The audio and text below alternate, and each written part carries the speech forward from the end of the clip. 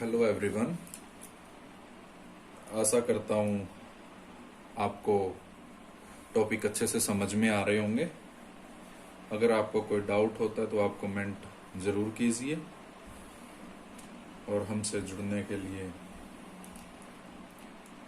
आपका बहुत बहुत धन्यवाद। चलिए आज हम नेक्स्ट टॉपिक करने जा रहे हैं।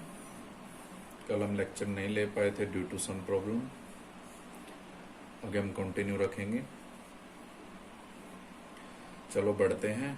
कल हमने electric field intensity at any point on axial line की थी। आज हम उसको इक्वेटोरियल पर इलेक्ट्रिक फील्ड इंटेंसिटी को फाइंड आउट करेंगे। वो हम करने जा रहे हैं। हमारे टॉपिक का नाम है electric field intensity on equatorial line. Electric field intensity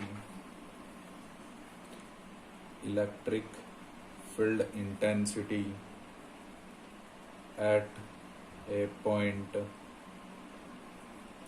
on equatorial line। Equatorial line पर कोई पॉइंट है और उस पर हमें इलेक्ट्रिक फील्ड इंटेंसिटी निकालनी है।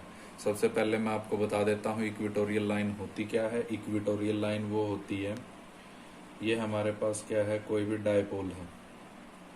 इस डायपोल आपको क्लियर हो गया होगा। Two equal charges but opposite and separated by a distance 2a। ये हो गया हमारे पास। ये चार्ज माइनस क्यू या प्लस क्यू इक्वल है ये, और इनके इसका सेंटर हमने ये ले लिया। अगर कोई लाइन इलेक्ट्रिक डायपोल के परपेंडिकुलर हो तो हम उस लाइन को बोलेंगे इक्वेटोरियल लाइन, या perpendicular to the axis of axial line, या एक्सिस ऑफ ये axis of electric dipole. A line which are perpendicular to electric dipole, this line is known as equatorial line. ये हमारा इसका centre है। इसके centre पर हमने ये परपेंडिकुलर लाइन ले ली, या एक्सिस, ये एक्सियल लाइन भी है ना। एक्सियल लाइन हमारी क्या करती है, इलेक्ट्रिक डायपोल के एक्सिस में से जो पास होके जाती है। ये हमारी इक्वेटोरियल लाइन है। इसको मैंने ओ नाम दे दिया, इसको ए, इसको बी। अब देखो इलेक्ट्रिक फील्ड इंटेंसिटी, यहां मान लो मेरा कोई पॉइंट यहाँ पे है पी, ये मैंने टेस्ट चार्ज ले लिया। यहीं पे मैं निकालना चाह रहा हूँ इलेक्ट्रिक फील्ड इंटेंसिटी। ठीक है, P is the point where we want to calculate electric field intensity. P point A किस पे है, इक्वेटोरियल लाइन पे है। क्लियर है इतना। आगे हम बढ़ते हैं। अब इलेक्ट्रिक फील्ड इंटेंसिटी हमारी किस तरफ होगी। देखो मैंने पहले बताया, ये टेस्ट चार्ज लेते हो। टेस्ट चार्ज हमारा पॉजिटिव होता है। टेस्ट चार्ज हमारा पॉजिटिव होता है, और क्या करते हैं हम, पॉजिटिव होता है तो इसकी इलेक्ट्रिक फील्ड इंटेंसिटी क्या होगी, पॉजिटिव से नेगेटिव की तरफ। ठीक है, पॉजिटिव से नेगेटिव की तरफ। इसका मतलब E1 यहाँ पे होगा। अब ड्यू टू पॉजिटिव चार्ज करते हैं, ये भी पॉजिटिव है, ये भी पॉजिटिव है, तो क्या होगी, इलेक्ट्रिक फील्ड इंटेंसिटी इसकी आउटर होगी। इसकी इलेक्ट्रिक फील्ड इंटेंसिटी क्या होगी, बाहर की तरफ, E2। ठीक है, तो इसका नेट इलेक्ट्रिक फील्ड किधर हो जाएगा। देखो जैसे हम कंपोनेंट करते थे, ये एक्सिस हो गया, मान लो ये E1 हो गया, ये E2 हो गया, तो रिजल्टेंट हमारा ऐसे निकलता था ना। हमने 11th में भी पढ़ा था ये कंपोनेंट के थ्रू। तो हमारी electric field intensity, total electric field intensity यहाँ पे हम कैलकुलेट करेंगे। ठीक है, कैलकुलेट करेंगे। अब ये पूरी डिस्टेंस कितनी है हमारी, 2a है, because it's an electric dipole. ये 2a है, तो यहां से यहां तक ये a है, ये भी हमारी क्या है, a। ये हम इसको R मान लेते हैं, ये हमने R मान लिया। अब जब हम फॉर्मूला फाइंड आउट करेंगे तो उसमें हमें इसकी E1 की जरूरत पड़ेगी, इसकी जरूरत पड़ेगी। तो इसके लिए हम इसको कैलकुलेट कर लेते हैं। कैलकुलेट करने के लिए हमारे पास ये ट्रायंगल बन जाएगी। ट्रायंगल कौन सी है, ये ट्रायंगल AOP में पाइथागोरस थ्योरम हम लगा सकते हैं। इसमें परपेंडिकुलर बराबर हाइपोटेन्यूज का स्क्वायर बराबर परपेंडिकुलर स्क्वायर प्लस बेस का स्क्वायर। परपेंडिकुलर h का स्क्वायर बराबर ये हाइपोटेन्यूज का स्क्वायर बराबर परपेंडिकुलर कितना है आर का स्क्वायर बेस कितना है ए का स्क्वायर, एच निकालना है, इसको स्क्वायर रूट दोनों साइड कर देंगे तो हमारे पास ये आ जाएगा। ये इसकी वैल्यू कितनी आ गई, R square plus A square, किसकी, पी ए की। सिमिलरली ये निकल जाएगा, यहाँ पे भी पाइथागोरस थ्योरम लग जाएगी इस ट्रायंगल में पी ओ बी में। ये परपेंडिकुलर है, ये बेस है और ये हाइपोटेन्यूज, तो ये भी हमारा क्या निकल के आ जाएगा, R square plus A square. इतना क्लियर है आपको। अब देखो यहाँ पे हम इसके कंपोनेंट की जरूरत पड़ेगी, हम इसके कंपोनेंट कर लेते हैं। पहले मैं E1 का कंपोनेंट करूं, हमने 11th में भी कंपोनेंट को पढ़ा है क्या, ये इसको हमने थीटा मान लिया, ये हमारा थीटा है तो ये इंटीरियर हो गया, तो ये थीटा है तो ये भी थीटा होगा। अगर ये थीटा है तो ये इस लाइन के साथ ये भी क्या हो जाएगा, थीटा हो जाएगा, कोरोस्पोंडिंग एंगल। ठीक है, ये हो गया हमारे पास। अब हमें क्या निकालनी है, अब देखो कंपोनेंट कर लेते हैं। मैं आपको थोड़ा सा साफ साफ इधर कर देता हूं। ये हमारा E1 है, ये हमारी E1 है और ये हमारी E2 है और यहां से हमारा टोटल रिजल्टेंट निकला हुआ है E। अब ये भी थीटा है और ये हमने ये यहाँ से एक्सप्रेस कर रखा ना, ये थीटा निकल गया, ये यहाँ भी ये थीटा ही है। अब क्या होता है, जो थीटा के साथ होती है वो हमारे पास क्या होती है, कोस होता है, E1 कोस थीटा, और उसके जो परपेंडिकुलर होती है, परपेंडिकुलर कौन सी है ये, तो ये हमारी क्या हो जाएगी, ये तो हमारी हो गई E1 कोस थीटा और ये क्या हो जाएगी परपेंडिकुलर वाली E1 साइन थीटा। ये तो E1 के लिए हो गया। सिमिलरली E2 के लिए करना है मैंने, ये E2 के लिए थीटा के साथ होगी, वो तो हमारे पास उसके साथ तो कोस आएगा, E2 कोस थीटा। अब परपेंडिकुलर मैं इसका ऊपर ले लेता हूँ, यहाँ पे दिखा देता हूँ, ये ऊपर मैंने ले लिया, आप साफ साफ बना लोगे इसको। ठीक है, तो क्या हो जाएगा, ये मेरा E2 साइन थीटा। अब देखो ये E1 इधर जा रहा है, E1 साइन थीटा, और E2 इधर जा रहा है। ठीक है, तो ये क्या हो गए, अपोजिट हो गए तो ये क्या हो जाएंगे, they are cancel to each other. हमारे पास ये बचेंगे E1 कोस थीटा और ये E2 भी यहीं पे आ जाएगा, E2 कोस थीटा, जो मैंने यहाँ पे लिखा है, इसको एक्सप्रेस कराया। तो हमारे पास नेट क्या हो जाएगा, इन दोनों को हम जोड़ लेंगे, ये एक यहाँ पे नेट वही हो जाएगा, इन दोनों को जोड़ लेंगे। थोड़ा सा हम इसको एक्सप्रेस कर लेते हैं, लिख लेते हैं। पहले आपने इक्वेटोरियल की डेफिनेशन लिख लेनी है। इक्वेटोरियल लाइन क्या होती है, ए line which passes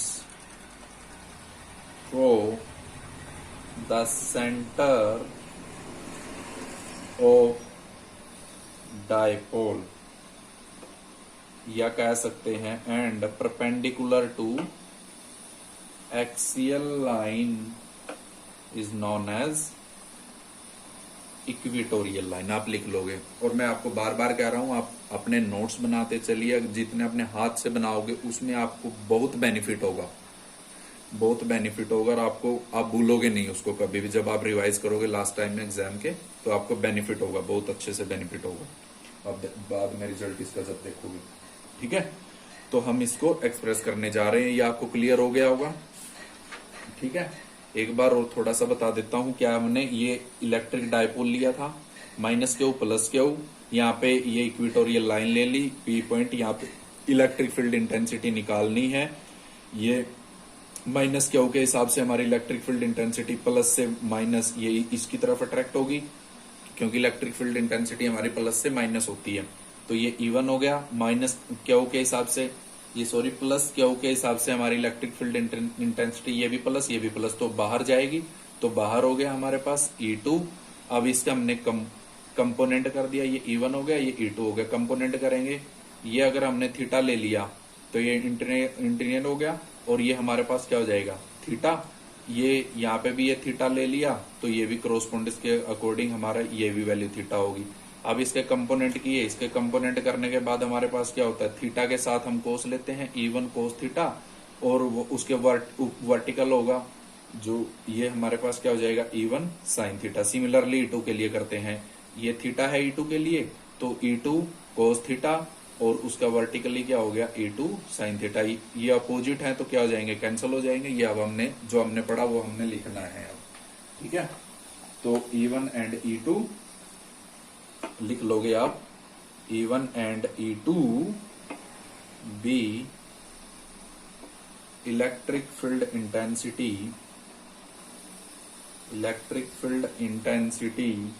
due to negative and positive charge respectively. मैं बोल रहा हूं आपको, अगर कुछ वर्ड समझ नहीं आता तो आप उसको सुन लोगे। ये E1 तो हमारा किसके अकॉर्डिंग है, नेगेटिव के। E1 तो हमारा नेगेटिव के, जो E2 है, ये जो हमारी E2 है वो किसके है, पॉजिटिव के। तो मैंने उसी अकॉर्डिंग आपको लिख के दिखाया है। तो E1 की वैल्यू क्या हो जाएगी, इलेक्ट्रिक फील्ड इंटेंसिटी क्या हो जाएगी, Q by 4 pi epsilon naught. Distance देखो R स्क्वायर, डिस्टेंस ये माइनस Q के हिसाब से लेते हैं, ये पॉजिटिव से नेगेटिव, ये P से A अलोंग PA। तो और ये मेरे पास वैल्यू कितनी आई है, root of R square plus A square. इसको लिख लोगे अलोंग PA, क्योंकि इधर से इधर आ रही है। बात क्लियर है आपको।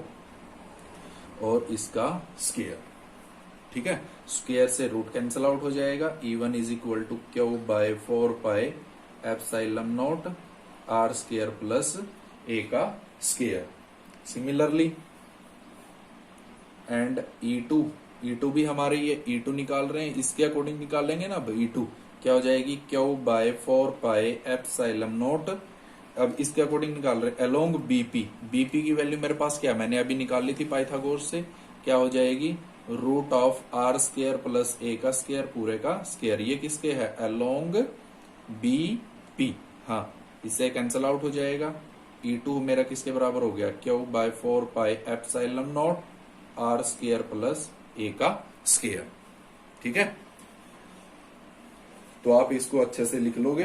अब जो लिया है हेयर, मैंने अभी आपको बताया था E1 और E2 क्या है, बराबर हैं, because their distance are also equal. इन दोनों की डिस्टेंस ये भी इतनी है, root of R square plus A square, और ये भी डिस्टेंस इतनी है, root of R square plus A square. तो ये क्या है, दोनों की इलेक्ट्रिक फील्ड इंटेंसिटी क्या है, बराबर है।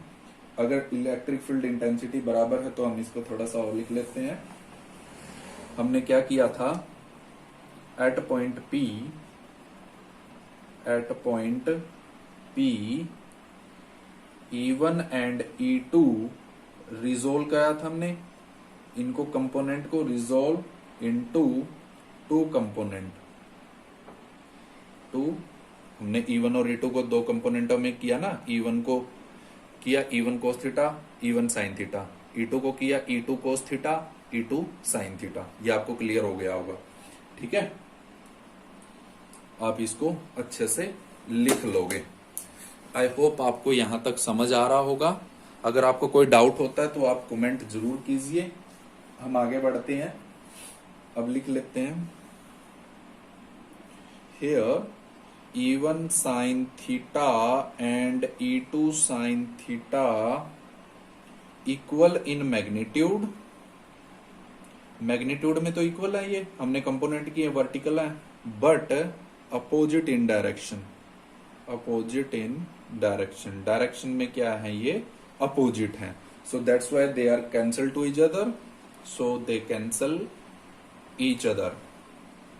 तो ये एक दूसरे से क्या हो जाएंगे, कैंसल आउट हो जाएंगे। कैंसल आउट हो जाएंगे तो हमारे पास नेट इलेक्ट्रिक फील्ड इंटेंसिटी क्या हो जाएगी, नेट इलेक्ट्रिक फील्ड इंटेंसिटी कितनी क्या हो जाएगी हमारे पास, दोनों को जोड़ देंगे, E1 cos थीटा, वो एक ही डायरेक्शन में है ना हमारे दोनों के दोनों ये, और E2 cos थीटा।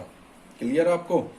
और मैंने पहले लिख चुका हूं ये क्या, E1 मेरा किसके बराबर है, E2 के बराबर है। तो मैं E2 की जगह E1 रख सकता हूं, तो मेरे पास क्या हो जाएगा, E1 cos theta plus E2 की जगह E1 रख दिया cos theta, E equal to 2E1 cos theta. Clear है। अब मैं cos की भी वैल्यू निकाल सकता हूं वहां से। cos की जब मैं वैल्यू निकालूंगा तो मेरे पास क्या बन जाएगी, cos की वैल्यू मैंने यहां से निकाल लेता हूं, कोस की वैल्यू जब मैं निकालूंगा तो मेरे पास यहाँ से कोस की वैल्यू, वहां अपने आगे लिख लेना, मैं यहीं पे लिख के दिखा देता हूँ। कोस की वैल्यू यहाँ से क्या हो जाएगी, कोस थीटा E1 के अकॉर्डिंग ये ट्रायंगल आप ले लोगे, ट्रायंगल कौन सी, PAO, PAO कोस थीटा की, ये आपने पढ़ा भी है, पंडित बद्री प्रसाद हर हर बोले। ये साइन होता है, ये कोस होता है, ये टैन होता है। हमें क्या चाहिए, कोस परपेंडिकुलर बाय हाइपोटेन्यूज, ये हो जाएगी ना। ये क्या है, बेस कितना है मेरा AO, और हाइपोटेन्यूज, ये हाइपोटेन्यूज कितनी है AP, इनकी वैल्यू कितनी है, ये A हो गया, और इसकी वैल्यू क्या है, √A² प्लस R का स्क्वायर, ये है। तो ये मैं कोस वैल्यू आगे रखने जा रहा हूं, या आप इसको वहां आगे नोट आउट कर लोगे। क्लियर है, ये मैं कोस की वैल्यू रख रहा हूं। कोस की वैल्यू मेरे कितनी आ गई, E = 2E1 A dividing by √A² plus R का स्क्वायर। और E1 की भी मैं वैल्यू निकाल चुका हूं, E1 की भी वैल्यू निकाल चुका हूं। E1 की वैल्यू मेरी कितनी आई थी, E = 2E, E1 की पहले वाली Q/4πε0A² प्लस R का square into A √A² plus R का स्क्वायर। अब देखो इस रूट को हम ये ऐसे लिख सकते हैं, हाफ, ये ऐसे लिख सकते हैं ना। अब देखो बेस सेम हो गए, पावर ऐड हो जाएगी, तो नीचे क्या बन गया, 2Q into A/4πε0A² plus R², दोनों को जोड़ दिया तो 3/2 बन जाएगा। ठीक है, 3/2 बन जाएगा। इसको हम ऐड करते हैं तो E = अब देखो हमने मोमेंटम भी वो पीछे पढ़ा था मोमेंट, और हमारे पास उसकी वैल्यू कितनी थी, P = Q इंटू 2A। इसकी वैल्यू कितनी है, ये किसके बराबर होता है मेरा, P के बराबर होता है, वो हम पीछे पढ़ चुके हैं। अगर आपने लास्ट की वीडियो नहीं देखी तो पहले उनको देख लें, आपको क्लियर हो जाएगा। और रेगुलर क्लास रखें। P कितनी हो जाएगी, P की वैल्यू आ गई 4/ε0A² R² 3/2। तो ये हमारी इलेक्ट्रिक फील्ड इंटेंसिटी आ गई उस P पॉइंट पर जो इक्वेटोरियल लाइन पर है। क्लियर है, इसके लिए स्पेशल केस भी है। स्पेशल केस क्या हो जाएगा, ड्यू टू शॉर्ट अगर छोटा हो जाता है, due to short dipole, short dipole के लिए क्या हो जाएगा, जो R है वो ग्रेटर A है। देखो यहाँ पे दिखा देता हूं, जो ये R है इस A से तो बहुत ज्यादा है ना। अगर हम देखते हैं तो ये R है, जो हमारी डिस्टेंस है, ये ज्यादा है इससे, तो इसको हम नेगलेक्ट कर देते हैं A को। A को जब नेगलेक्ट करेंगे तो हमारे पास वैल्यू क्या बचेगी, = P/4πε0 R² 3/2। इस 2 से 2 कैंसिल आउट हो जाएगा। E किसके बराबर बचा, P/4πε0 R3, या इसको दैट मीन्स ये भी लिख सकते हैं E inversely proportional to R3। ये हमारा एक्सप्रेशन था, ये हमारी नेट इलेक्ट्रिक फील्ड इंटेंसिटी आ गई P पॉइंट पर। क्लियर है, ये हमारा टॉपिक क्लियर हुआ। एक आपने बात नोटिस की होगी कि जब हमने इलेक्ट्रिक फील्ड इंटेंसिटी एक्सियल पे निकाली थी, वो हमारी कुछ ये आई थी P/4πε0 R3। और जब हम ये निकाल रहे हैं, इसकी निकाले तो वो कितनी आई, P/4πε0। इसका मतलब इसकी जगह ये लिख सकते हैं ना, इक्वेटोरियल के लिए आई है। तो E एक्सियल = ये लिखने कोई जरूरत नहीं, मैं आपको थोड़ा एक्स्ट्रा बता रहा हूं। P इसकी जगह क्या लिख सकते हैं हम, ये इक्वेटोरियल लाइन। इसका मतलब क्या आ गया, जो एक्सियल की इलेक्ट्रिक फील्ड इंटेंसिटी है वो दोगुनी है किससे, इक्वेटोरियल से। बात क्लियर हो गई। ये तो था हमारा यही टॉपिक। चलो एक और टॉपिक कर लेते हैं, कल हमारा लेक्चर नहीं हुआ था, so that's why we some extra जो आगे। नेक्स्ट टॉपिक है, आपको ये क्लियर हो गया आई होप।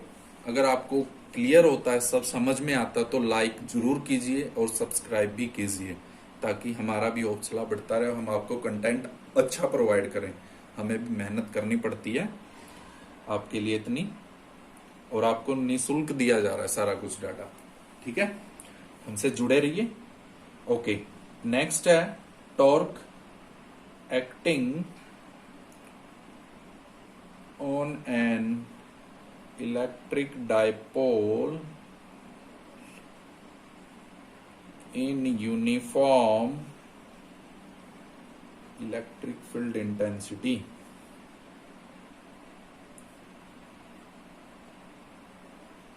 हमें टॉर्क निकालना है कि वो इलेक्ट्रिक डायपोल के ऊपर जो कोई यूनिफॉर्म इलेक्ट्रिक फील्ड इंटेंसिटी है उस पर टॉर्क कैसे काम कर रहा है। हम देखो इलेक्ट्रिक फील्ड इंटेंसिटी ले लेते हैं। ये हमने मान लो पॉजिटिव पॉजिटिव पॉजिटिव पॉजिटिव हमने चार्ज ले लिया, ये नेगेटिव है, ये नेगेटिव, ये नेगेटिव नेगेटिव नेगेटिव, तो हमारी इलेक्ट्रिक फील्ड इंटेंसिटी ये ऐसे पास आउट होगी।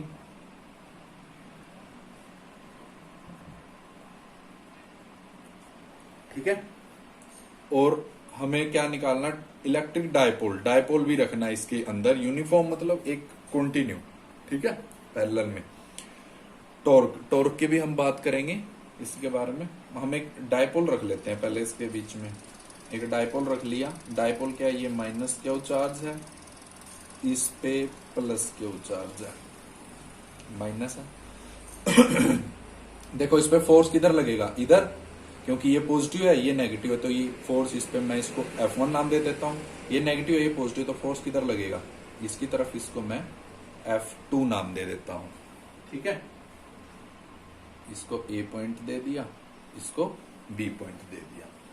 क्लियर है, ये मेरे पास हो जाएगा। ये मेरी क्या है, इलेक्ट्रिक फील्ड है। ठीक है, अब बात करते हैं टॉर्क की। टॉर्क क्या होता है, फोर्स इनटू परपेंडिकुलर डिस्टेंस होती है ये हमारी, force into perpendicular distance. Torque क्या होता है, देखो जैसे अगर मान लो ये मैंने एक पेन ले रखा, ये एक कांस्टेंट इलेक्ट्रिक फील्ड होगी। अब इसके अंदर जब भी मैं फोर्स लगाऊंगा, एक फोर्स मान लो मैंने इधर से लगाया और एक फोर्स ये इधर से लग रहा, तो क्या होगी, इसके अंदर रोटेशन होगी। जब कोई भी चीज रोटेट हो रही है उसके अंदर ऑटोमेटिकली टॉर्क क्रिएट हो रहा है। अगर मैं आपको एग्जाम्पल देता हूं, एग्जाम्पल जैसे बाइक का हो गया। बाइक में हम जब गियर लगाते हैं, गियर लगाने के बाद पीछे वाला जो पहिया होता है वो रोटेट होता है, उसके अंदर क्या होता है, क्रिएट टॉर्क होता है। ठीक है, वो मान सकते हो, या एक साइकिल का एग्जांपल ले सकते हो आप। जब आप पैडल लगाते हो तो वो पिछला पहिया रोटेट करता है, वो भी क्या होता है, एक टॉर्क क्रिएट होता है। जब कोई चीज रोटेट कर रही है उसमें क्या होगा, टॉर्क क्रिएट होगा। ठीक है, उसी के बारे में हमें डिस्कस करनी है इसमें। तो बढ़ते हैं हम। देखो हमने टॉर्क ले, ये इलेक्ट्रिक डायपोल ले लिया, इसकी डिस्टेंस कितनी है हमारी, 2a है, इसकी डिस्टेंस 2a है। तो पहले ये F1 फोर्स बता देते हैं। फोर्स क्या लगेगा, force acting on positive charge, positive charge पे हमारा F1 कितना हो जाएगा, F1 क्या हो जाएगा, QE। ये आपको पता ही है।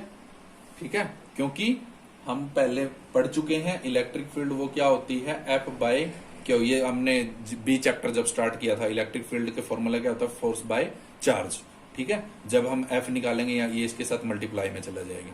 ठीक है, तो F1 हमारा क्या हो जाएगा, Q इंटू E। ठीक है, अब ये तो प्लस क्या हो गया, चार्ज के अकॉर्डिंग था। नेगेटिव के अकॉर्डिंग निकालते हैं, force acting on negative charge. Negative charge के अकॉर्डिंग क्या हो जाएगा, F2 मान रखा है ये हमने, ये क्या, ये भी क्या हो जाएगा, QE। या माइनस लेने की कोई आवश्यकता नहीं, क्योंकि ये मॉडुलस में होता है, पॉजिटिव डिक्लेयर कर देते हैं इसको। ठीक है, वैसे कोई दिक्कत भी नहीं होगी। ये हो गया हमारे पास। तो हम यहाँ पे नेट फोर्स बताना चाह रहे हैं। नेट फोर्स हमारा क्या होगा, नेट फोर्स हमारा F is equal to F1 minus F2। एक में से सब्ट्रैक्ट करना होगा, हमें ज्यादा तो पता नहीं है कौन सा ज्यादा कौन सा कम है, बट इक्वल है। ठीक है, बट अपोजिट है, ये फोर्स इधर जा रहा है, ये फोर्स इधर जा रहा है। तो हम जब इसकी वैल्यू रखते हैं F1, ये भी QE है, ये भी QE है, तो इसका नेट फोर्स क्या होता है, 0 होता है। ठीक है, ये आपको करना है। अब जैसे हमने इसके बारे में डायग्राम बनाया, ऐसा इसके बारे में थोड़ा लिख लेंगे, क्योंकि जब ये पूछा जाता है, मोस्ट इंपोर्टेंट टॉपिक है ये भी टॉर्क का। मोस्टली 70% ये टॉपिक पूछा जाता है, ठीक है। तो जब इसके बारे में आता है, ये ज्यादा नंबर में आता है, तो ज्यादा नंबर में आता है तो इसके बारे में थोड़ी एक्सप्रेशन भी आपने देनी है, इसको क्या क्या लेना। मान लो ये लिख दोगे, जैसे आपने बनाया है diagram, let us consider an electric dipole having equal and opposite charges separated by a small distance to a placed in uniform electric field intensity। ठीक है, ये आप लिख लोगे ऐसे इसके बारे में जैसे मैंने बताया, ठीक है। अब आगे बढ़ते हैं, तो हम टॉर्क निकालना चाह रहे हैं, मैं लिख नहीं रहा हूं, आप अपने आप लिख लोगे आई होप। अगर आपको कोई डाउट, आप लिखा नहीं जाता तो आप कमेंट कर सकते हो, मैं आगे वाले में वीडियो में आगे जरूर लिखा करूंगा।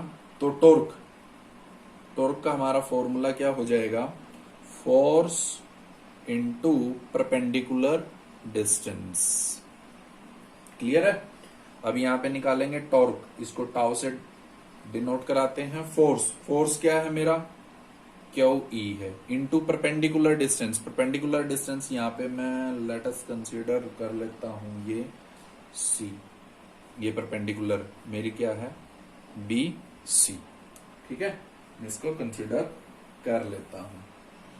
अब मैं बी सी की वैल्यू फाइंड आउट करना चाहूंगा, तो मेरे पास वैल्यू क्या हो जाएगी इससे, इसको चलो इक्वेशन फर्स्ट मान लो, तो क्या हो जाएगा, इन राइट एंगल ट्रायंगल ले लेता हूं, राइट एंगल ट्रायंगल कौन सी है, बी सी ए, कोई ये ले लेता हूं बी सी ए। अब मेरे को इसमें वैल्यू निकालनी है, तो BC की वैल्यू निकालनी है। BC की वैल्यू निकालूंगा तो मेरे पास क्या, साइन थीटा की वैल्यू क्या होती है, वो क्या होता है BC बाय AB होता है, ठीक है, BC bye AB। Pandit Badri Prasad हर हर बोले, उस तरीके से आप याद करना चाहो जैसे भी, ठीक है, पंडित बद्री प्रसाद हर हर बोले। ये परपेंडिकुलर हो गया और ये क्या हो गया, हाइपोटेन्यूज, परपेंडिकुलर हाइपोटेन्यूज, ठीक है, BC बाय BA या AB, ठीक है। ये मेरा साइन की वैल्यू होती है। यहाँ मुझे तो नीड है BC की, तो ये इसके साथ मल्टीप्लाई में हो जाएगा, BC की किसके बराबर, AB साइन थीटा, BC बराबर AB मेरे पास वैल्यू है, AB किसके बराबर है 2A, और ये क्या है साइन थीटा। अब वैल्यू रख देंगे, ठीक है, 2A साइन थीटा, ये मेरे पास BC की वैल्यू आ गई। Put the value of BC in equation first में रखेंगे tau Q E into 2A sine theta, ठीक है, sine theta, tau is equal to, देखो वही फिर बन गया, P बराबर हमारा किसके बराबर होता है, Q इंटू 2A, तो ये हमारे पास P हो गया, इसकी और इसकी जगह हमारा P आ गया, ये कितना बचा E और साइन थीटा, ठीक है। थोड़ा सा और एक्सप्रेस कर सकते हो, आपने 11th में पढ़ा है क्रॉस प्रोडक्ट और डॉट प्रोडक्ट। जब P मान लो A B साइन थीटा आता है तो आप उसको बोलते हो P A क्रॉस B। अगर A B कोस थीटा आता है तो A डॉट B बोल देते हो, तो हम इसको लिख सकते हैं ये P क्रॉस E, ये ऐसे। तो ये मेरे पास टॉर्क आ गया, ठीक है। इसके स्पेशल केस में आ जाते हैं। स्पेशल केस क्या है, स्पेशल केस में आ गए। इसके स्पेशल केस फर्स्ट डाल देते हैं, special case first for maximum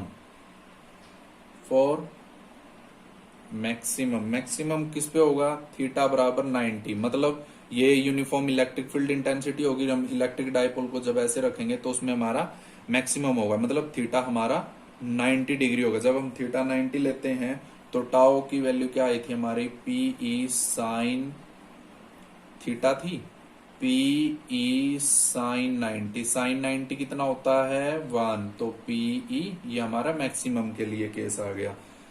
for minimum के लिए निकालते हैं, फॉर मीन तो थीटा हमारा क्या होगा, 0। जैसे ये हमारी इलेक्ट्रिक फील्ड इंटेंसिटी होगी और हमने इलेक्ट्रिक डाइपोल को भी इसी के अलोंग रख लिया, तो इसका मतलब थीटा हमारा क्या है, 0। थीटा अगर 0, टाउ की वैल्यू ये रख देंगे, P E sine theta, tau बराबर P E sine theta, theta की जगह 0, टाउ बराबर पी ई साइन 0 कितना होता है, 0, तो टाउ बराबर 0, तो ये हमारा मिनिमम। ये हमारा एक्सप्रेशन था। मोस्ट इंपोर्टेंट टॉपिक है, इनको आपने अच्छे से पढ़ना है, अच्छे से 2 बार या 3 बार देखना है। अगर आपको कोई डाउट होता है तो आप कमेंट कीजिए। अगर आपको कंटेंट अच्छा लगता है तो लाइक, शेयर एंड सब्सक्राइब कीजिए और हमारे चैनल से जुड़े रहिए। आज के लिए इतना ही। थोड़ा लेंथी वीडियो हो गया, वीडियो थोड़ा लेंथी हो गया, सो that's why don't. Thank you.